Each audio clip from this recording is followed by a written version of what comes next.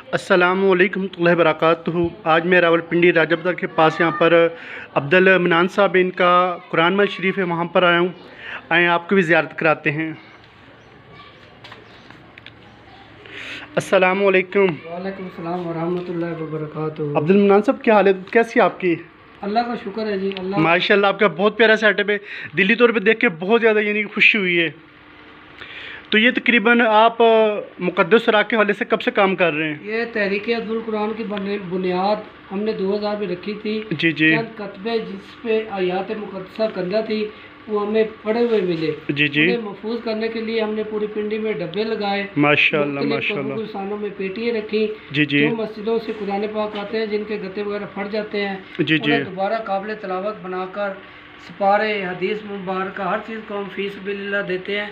और शहर के मुख्तलिफ मुल्क के मुख्तलिफ शहरों में स्टॉल लगाते हैं। जी जी। फीस बिल्लाह कुरान पाक देते हैं। ये अदारा तकरीबन 20 साल से हम अपनी मदद आपके तहत अल्लाह की मदद से माशाल्लाह माशाल्लाह। तो आपके साथ और मुक़द्दस इलाक़े के हवाले से खादमीन यहाँ पर कितने काम कर रहे हैं? हमारे ये 1-2 लड़के इधर काम करते हैं। बकाया हमारे ये ताजर बिरादरी है जी जी, जो कुरान पाक के अदब और तहफ़्फ़ुज़ के लिए हमारी मदद करती है। जी जी। और हम तवक्कल अल्लाह के भरोसे